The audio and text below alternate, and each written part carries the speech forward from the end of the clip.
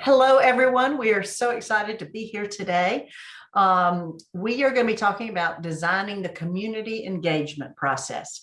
And we're going to be talking a little bit about in-person community meetings, as well as some of the things that we've been doing lately, which are virtual community meetings, and kind of some strategies on what we've learned through that process, and wanted to share those with you. So thank you for being here with us. My name is Mary Beth Branham, and I am a principal with LS3P. I run their Columbia office. We actually have 8 offices and a 9th that we're beginning in our Atlanta area, but we're a strong Southeastern regional firm that have been doing K-12 design all over the Southeast for many years, over 50 years. I personally started in K-12 in early career and have been doing that ever since, and I have a real passion for that. I have some wonderful associates with me today. Thank you, Mary Beth. My name is Cameron Quick. I'm a K-12 architect in LS3P's Charleston office, and I have about 8 years of experience in K-12. I'm Bria Wickfall. I'm a K-12 emerging professional in LS3P's Columbia office, and I have around 5 years of K-12 experience. So today we're going to take you through the steps of planning a community meeting. We're going to start off by touching on why these community meetings matter, how to run them, a few case studies we participated in, and ending with some lessons learned. So why do community meetings matter? I'm sure we all know that community meetings are a vital way to get design feedback from the community, but here are a few reasons why they matter so much. Schools should reflect the community they serve. Each community is unique and has their own history. Community feedback is key for designers, and community support leads to better outcomes. Throughout this presentation, we're going to have a few clips from some of our clients assessing their community meeting process. The first one's going to be from Will Anderson, who is the Chief Operating Officer for Richland School District 2, discussing why community meeting was so important for their school. Part of our mission statement and our vision is to really in partnership with our community. And so that's something we really strive to do.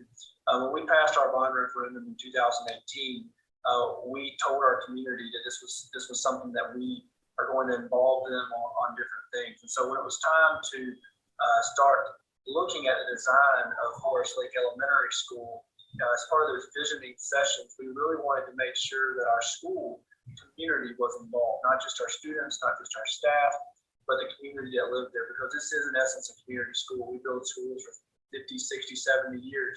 And there's people who live next door, there's people who send their children there, there's people who went to school there themselves. We really wanted to hear from them. And so for us in Richland too, in everything we do, we really want and that feedback. We really truly want it to be a partnership, and so those are the reasons to begin with that we talked to LS3P and said, hey, let's have a session before we even get started. We kind of know what we want to do, but there's some great ideas out there, and let's hear from our community and see what they want to do. So now that we've talked about why they matter, which I'm sure no one was going to argue with us about, now we're going to talk about how to run the meeting itself, both in person and virtually. We've broken it down into 5 different steps to talk about today. So the team, the community, tools and technologies, running the actual meeting itself, and then the final documentation of the meeting. So preparing the team. There are several questions you should ask yourself before starting a community meeting, and we've put a few of them up here on the screen for you today. But one of the main things is to really think about what is the purpose of the meeting and what is the feedback you are trying to get back from your community. So when it comes to preparing the team and presentation for an in-person or a virtual meeting, there are a lot of similarities and parallels. But one big thing to take into account for a virtual meeting is how are you going to get your feedback methods? So you really need to think about how the community is going to engage with you in a virtual platform. You may even want to consider writing a script so that everyone that participates can stay on track and on the agenda. And for both of these platforms, you must practice, practice, practice. And now, since you've already heard from Will Anderson from Richland District 2, you're also going to hear from Robert Otting, who is the Chief Operations Officer for Beaufort County School District. So it is a little different than a normal face-to-face planning meeting. A normal meeting, you would set up and probably have booths and pictures and have certain topics that you would ask people at the different booths or locations and go through different parts of the project. and that's spread out across the room. Well, here, all that had to be in one space because you're all on Zoom.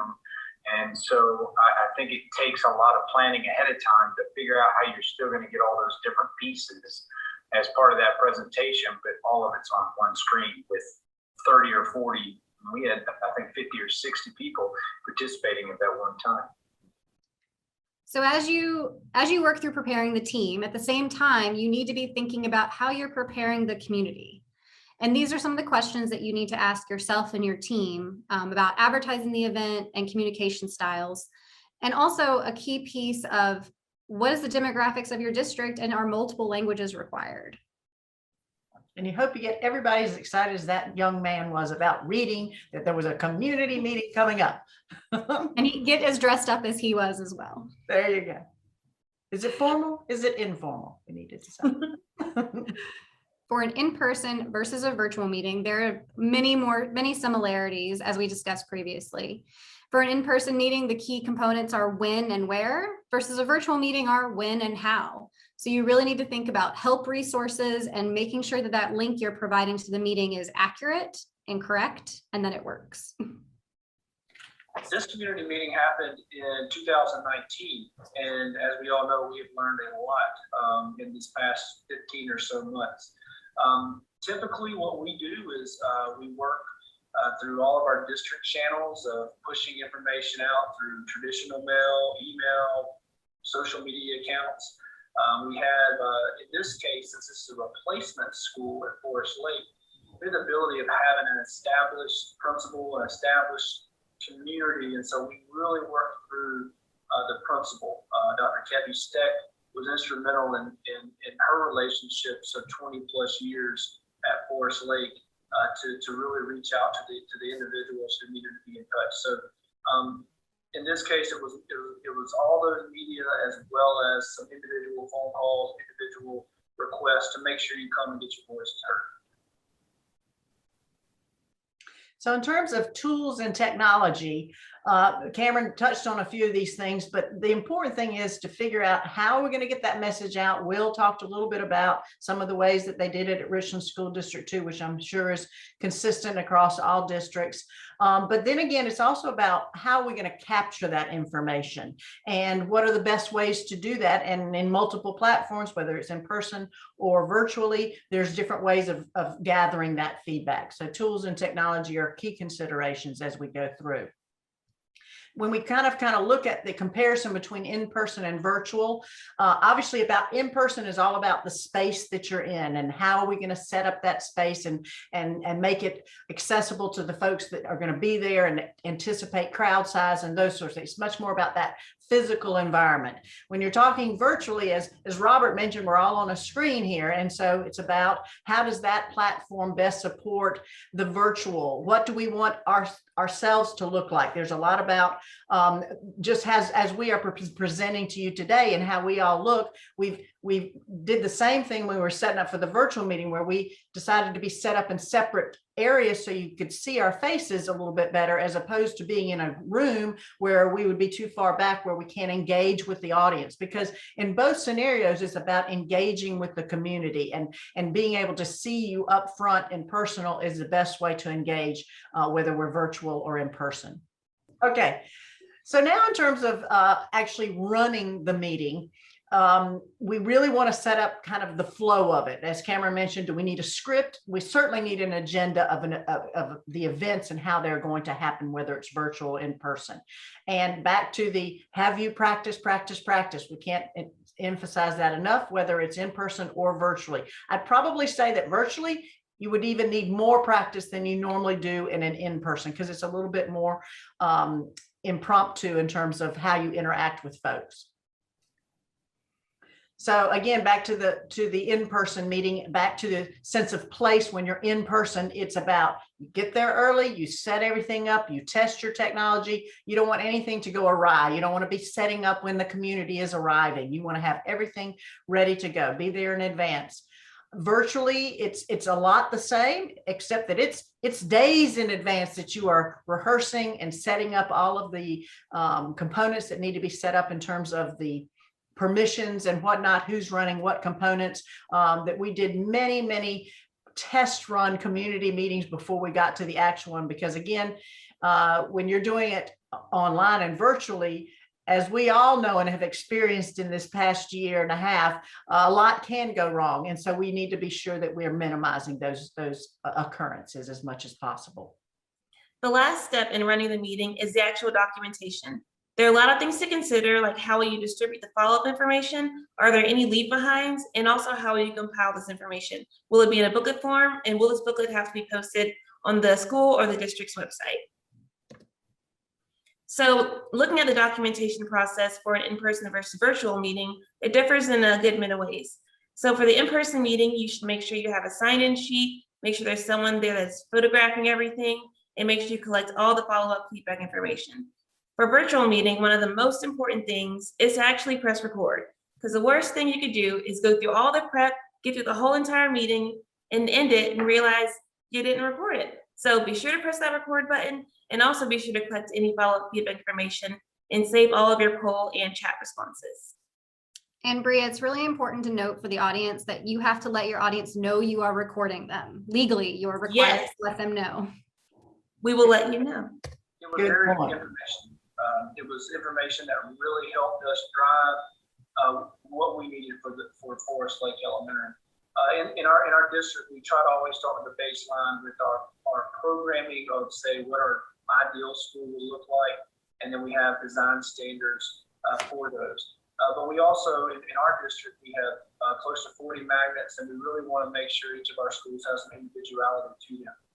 And so what we heard was things that we had not really considered, things that maybe we thought were important, but were less important to the community, or things that we didn't think were a big deal, but were a big deal. And so certain things with the height of the school was something that we heard, keeping it a community feel, ensuring that it kind of fit into the neighborhood, things with how the flow would work. Again, we had input from all over, from teachers to community members, and so we were able to hear things that ideally we would not have heard. So those things, that feedback really drove our design, and I'm hopeful, as you can see, as we're building it now, that I think our design team did a great job of listening and providing a school that our community will hopefully love when it's supposed to be. That was one of my big concerns, is how would we get that information that you normally get face-to-face, talking one-on-one to people. But the use of the survey questions and the polling and the chat box, especially the chat box, allowed people to talk and play off each other's comments as we went along. So we ended up, I'd say, being able to get the same kind of information you would have gotten from a standard, normal meeting that we've done in the past. So that was great feedback from both of those gentlemen involved in the two very different kind of meetings that we had. So we're going to kind of do a case study for each of those types of meetings. First, we're going to focus on Forest Lake Elementary, which was an in-person community meeting that Will Anderson has been speaking to. So just to give you some kind of basics about Forest Lake, it is in Richland School District 2, and it's an on-site replacement. We're actually building the school next to the existing school while it's in operation. And it's in a wonderful small-scale community neighborhood, which is, again, what Will touched on and how important this school is to them. And it has a magnet program for NASA and ELC. So these were things that were all components of our community input.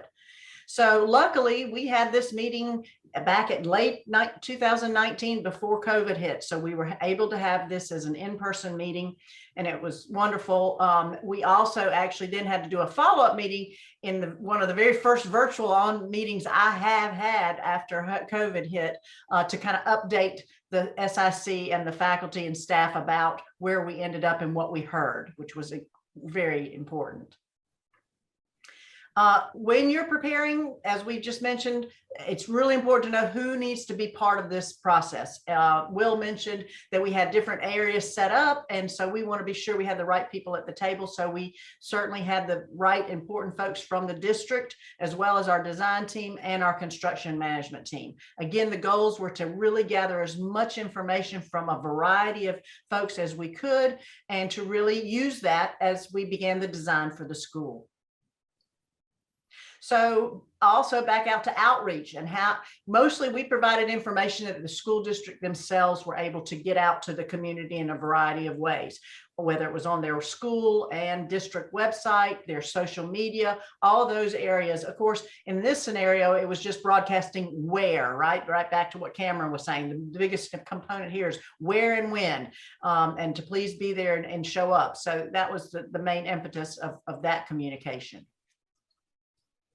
As far as tools and technology for our in-person meeting, we had stations set up around the room. So one of the things we had to make sure we had were display boards and easels for those displays. We also had a PowerPoint presentation, so we had to coordinate with the school to make sure they had the equipment there that we could display our presentation. We also had questionnaires for the community to fill out. So there was a laptop station along with QR codes that allowed people to either fill them out on the laptops or on their mobile device. And the district also had this QR code on their website. So community members that weren't able to actually physically attend the meeting could still give us their feedback later on. Running the meeting, one of the most important things was having a layout already prepared before we got there. So we prepared the layout, we had an agenda that we followed, and then we had a presentation that we presented to the community before we then broke off and went to our stations. And for documenting all the feedback from this meeting, we had a booklet that we compiled all the information in. And on the right, you can see some of the different stations we had. One was a Forest Lake Is, where community members gave their feedback on what they thought the school meant to them. Another was the design styles, in which members could put, what does this style evoke to you? Like, does this school make you feel safer? Does the natural light make you feel like you learn more in that environment? Just things like that, to see what the community would want to see in the new school. As far as design impact, as Mary Beth had mentioned, the school does have a NASA program, and they're very, very in love with that program. So we incorporated lots of NASA elements on the interior design of the school. The community is also heavily involved in the school. So they have this annual run called Run Forest Run that they hold at the front parking lot for the school. So we had to make sure we had a great green space and play space for them to hold their events in the future. And those are the kind of things that come out of those conversations that we would have no idea about. I mean, that's the kind of feedback that Will mentioned too, the stuff that we didn't even know about that became a real driver for the design solution. And one other impact was that the community members really wanted the school to fit in with the scale of the neighborhood. So lucky for us, we had a lot of topography on this site. So we were able to step down the lower level of the school so it more closely aligned with the other buildings surrounding it. I was really blown away. The attendance was fantastic. It kind of showed the commitment to this school and its community. We held it in the current cafeteria, and it was standing room only. A lot of teachers there, a lot of people who live there, people who were retired, people with students, people with future students, and so the attendance was great. The format was excellent. We started off with a presentation by our design and construction teams, led by Mary Beth Branham and her team with LS3P. We then transitioned to the team from Thompson Turner Construction. And then we set it up in a way that it wasn't a town hall type format, which at times a town hall can kind of get confrontational, but it can kind of be in a way that it's hard to really get feedback. People can dominate a conversation with their particular views and opinions. And so while we did take some questions, very few that were more trying to get everybody on the same page on issues, we really set up different stations. So we had the presentation and we had different stations set up. If you wanted to learn about the site, if you wanted to learn about construction, if you wanted to learn about the academic programs, you really wanted to focus on colors and the flow and the programming. And so that way, we had some very high-level basic information about where the school was going to be, high-level information about our Richland 2 program for elementary schools, and then just had team members associated with it, being the construction teams divided into the construction area, the design team in different sections, to really listen, answer some clarifying questions, but really listen to what what our community and partners wanted. Took the feedback either through paper form. We also had a survey up on computers where they could fill out more information. And that way it really got specific questions answered for everybody, gave everybody an opportunity to get their question answered, their feedback heard, as opposed to just shooting off information in a town hall type form. So you've heard a little bit about our in-person meeting, and now we want to focus on Robert Smalls International Academy, which is in Beaufort, to talk about the virtual community meeting we held there. It is in Beaufort County School District. It's a K-8 replacement school. It has a lot of similarities really to Forest Lake in that it's an on-site replacement.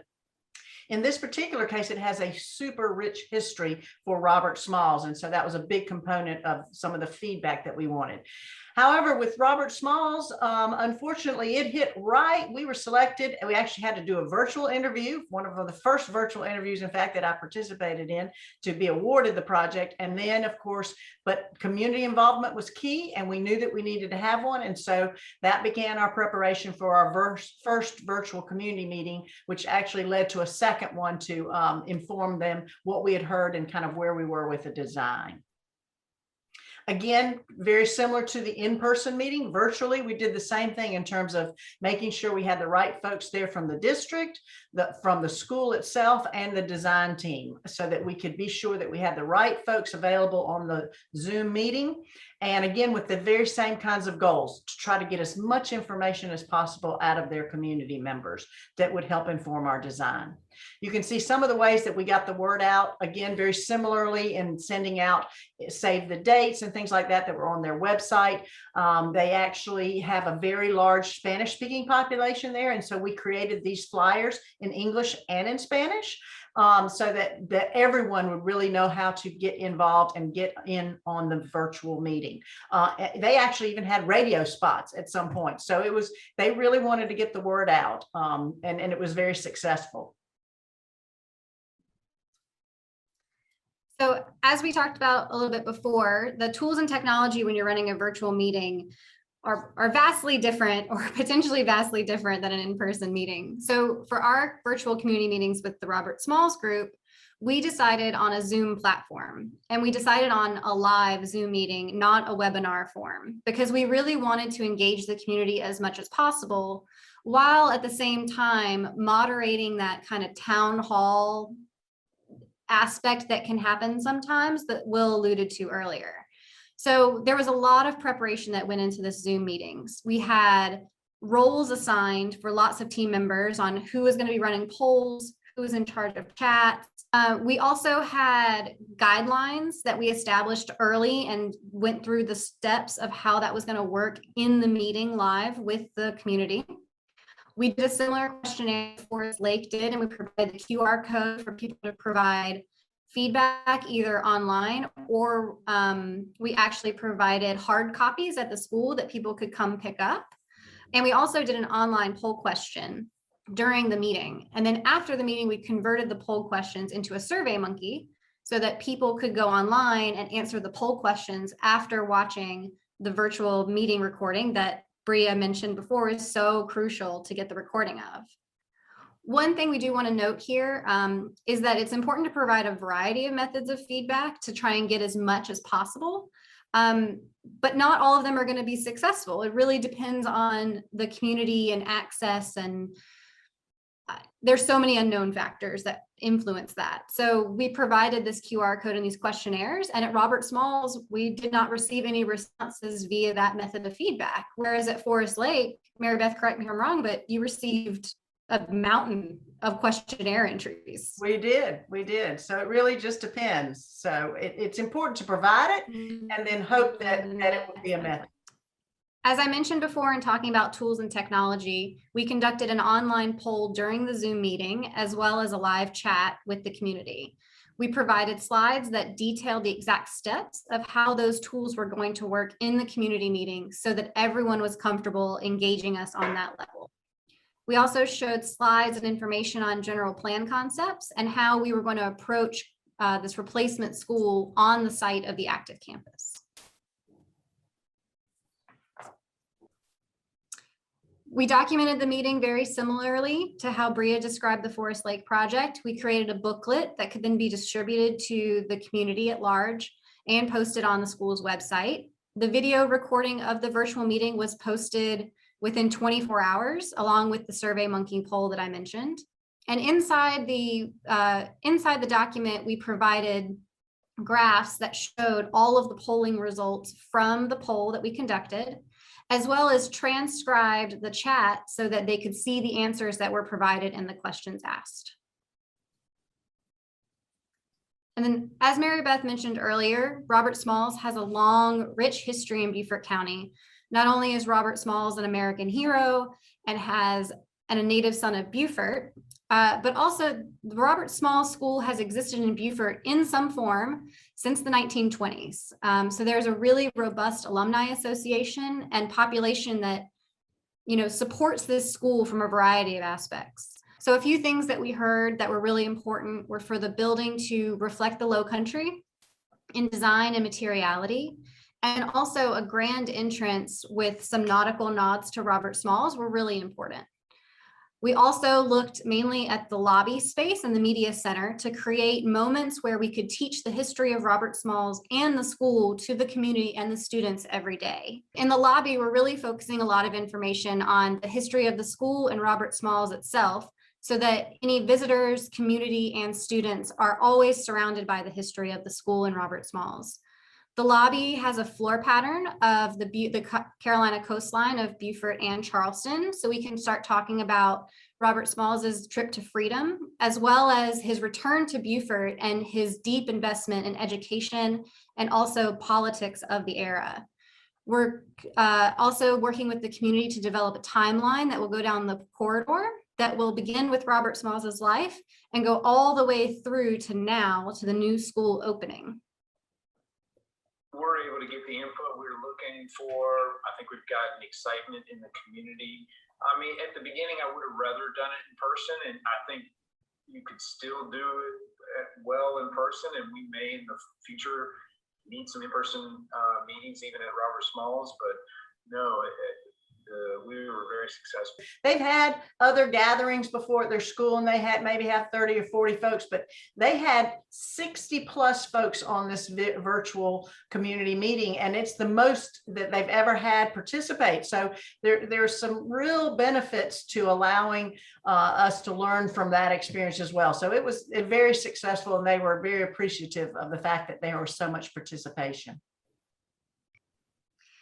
So now that we've explained to you how we did this virtual meeting, we thought it would be really great to show you a clip of the very first virtual meeting itself. We talked earlier about how important it is to record this meeting, so you have it as an archive and you can share it with more community members. So we are going to share a short clip of that meeting back from July with you now. Good evening and welcome. We are happy to have you this time to have your input on the design of the new Robert Smalls International Academy. Thank you so much for your time and participation. Buenas noches y bienvenidos. Estamos encantados de tener este tiempo para obtener su opinión sobre el diseño de la nueva Academia Internacional Robert Smalls. Muchas gracias por su tiempo y participación. Thank you so much, Mr. Young and Ms. Coleman, for this great overview of the great feedback we've already received. But before we go and launch the poll, I want to go over the process. The poll consists of 10 questions with choices for you to click to answer, like you see in the example in the upper right of the slide. Note that you can resize the box showing the poll questions to better suit your viewing once we launch the poll. Some questions are single choice, which only allow you to click one answer like yes or no. And then other questions are noted as multiple choice, where you'll be able to click more than one answer. So be sure to look for the word multiple choice by certain questions because we want all that great feedback. Once you've completed your answers, please click the submit button at the bottom of the poll as you see in the image. And once everyone has had a chance to answer all 10 questions, we will close the poll and share the results that will look something like the image on the bottom right of the slide, and it will show percentages of the people who answered one way or the other. This information will be saved and shared after the meeting on the school district and district websites. All right, so I hope everyone is ready. We will be launching the poll right now.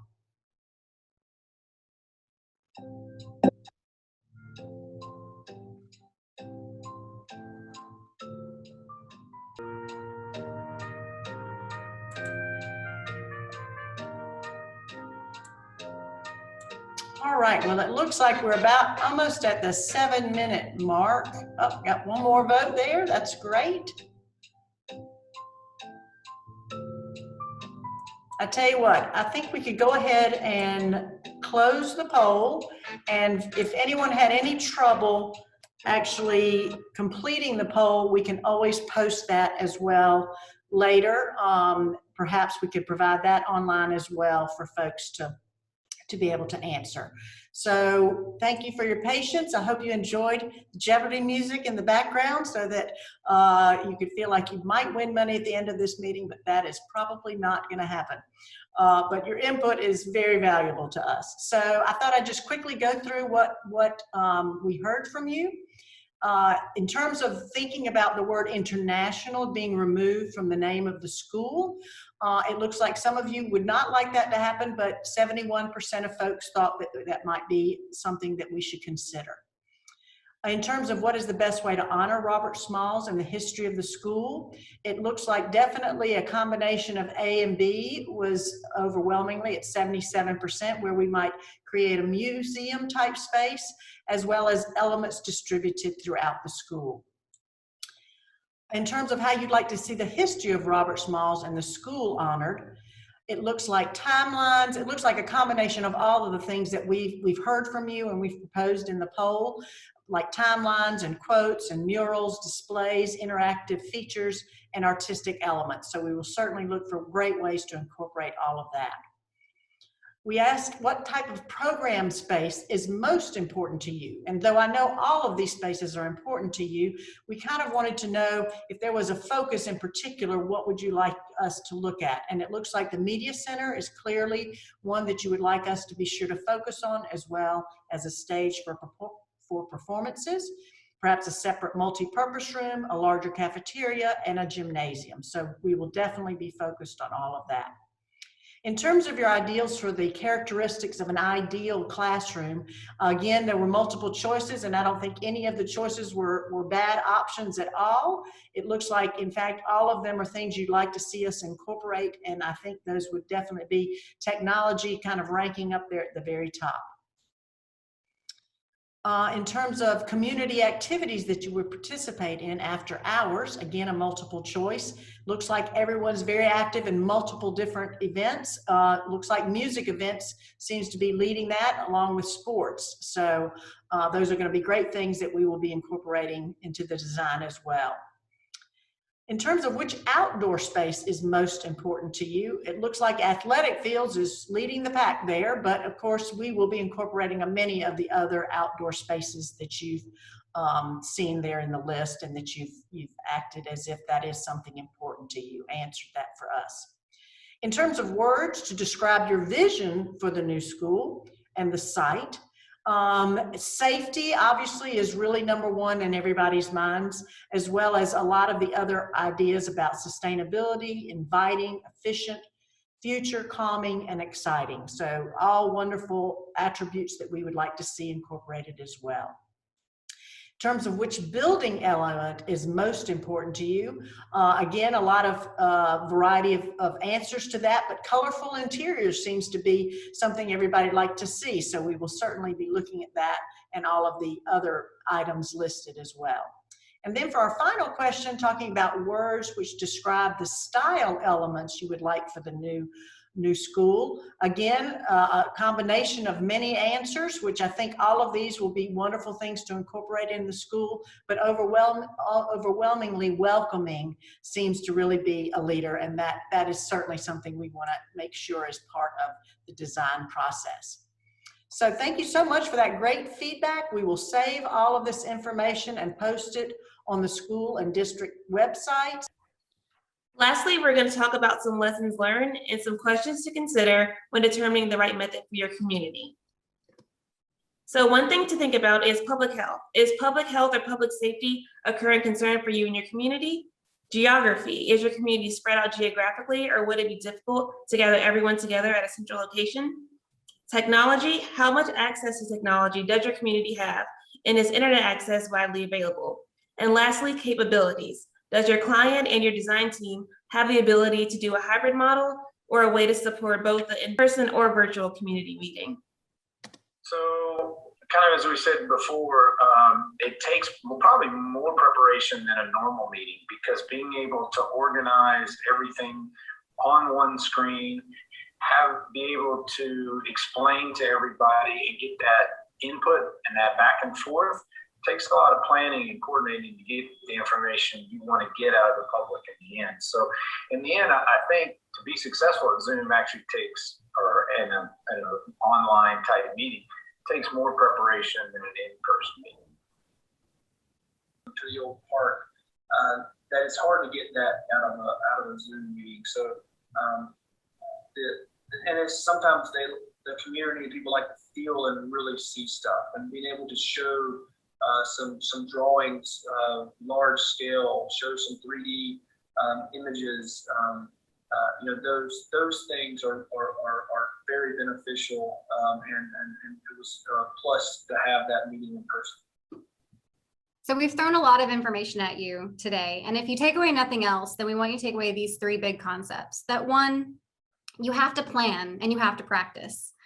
That's the only way to really lead to a successful meeting. Two, you really have to think about how you're going to connect with the community and what are the best ways to get that feedback and really, really learn what the underlying culture and goals of a community are. And then three, as a design team, you really have to be, in a school district, you really have to be open to allowing the feedback and what you've heard influence the design directly so that the school itself is a reflection of the community. Absolutely. And we're really towards the end of our presentation. Would love it if we could open it up to actual questions and answers, and would love to be with you today, but we can't be. So if you do have questions or just want any kind of help with a community meeting you may have coming up, please feel free to reach out to me or Cameron or Bria. Be happy to talk through with you what we think works and doesn't work. I think ultimately we can all say that there's nothing that can replace that in-person ability to look in someone's eyes and really get the sense of what their issues are, what their heartfelt moments are, and what needs to be incorporated in the school.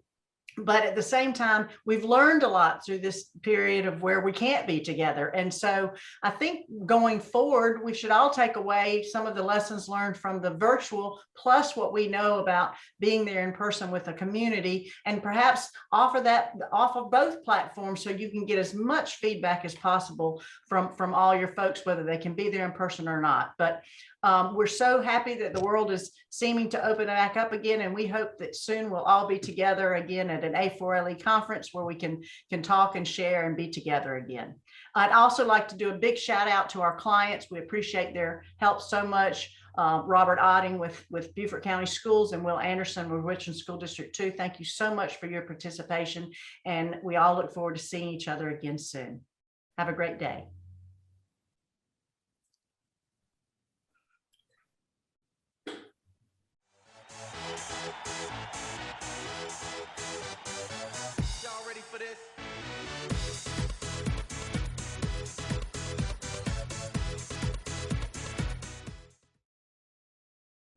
And the last step in the process is actually documenting the meeting.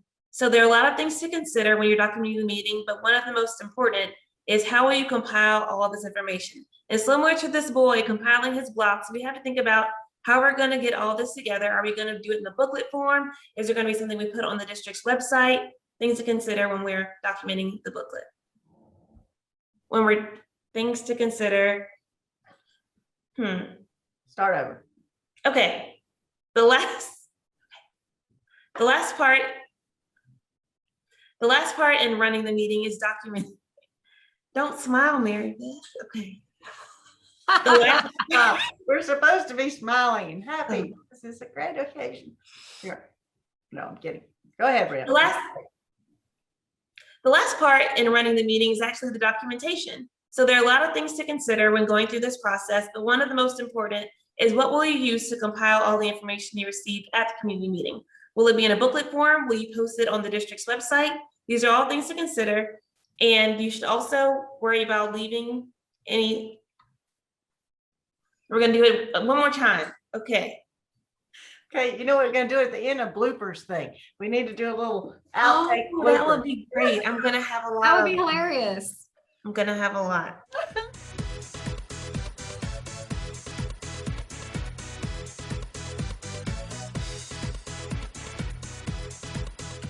So that was a successful community meeting. And then we moved into Robert Smalls very shortly thereafter. It was actually a virtual community meeting. And you can see from the schedule here, it's because well, let me tell you a little bit first about the school itself. Let me go back, Bria, and let me start. So you've heard a little.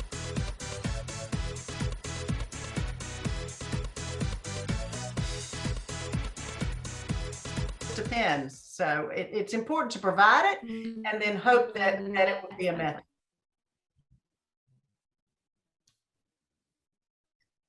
You're frozen right now, Cameron. So just hold on a second.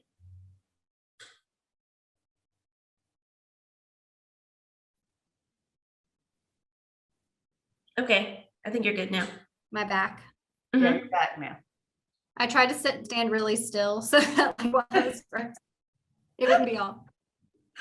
It's not like, you know.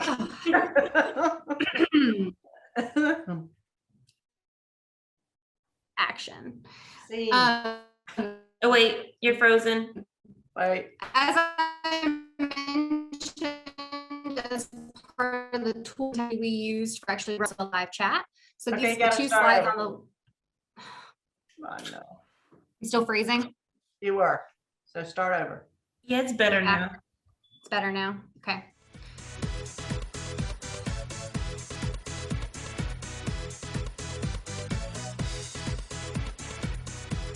To hold this meeting, technology, do you have access to technology? Do you have access to access to technology? Do you have easy access to I'm gonna rephrase that. Yes, do that. Okay, so how much access is sorry guys. I'm no good at Technology. Do you have access? Just say. Technology. Do you have access to it? That would work. Sorry, I'm gonna get it. No, I love it. Oh, gosh. Okay. Public Just say health. technology. Can you get it? It doesn't say Got access. I'm gonna be the whole blooper reel. It's all Please, did you just hear my last? I was like, okay. All I'm right. gonna go.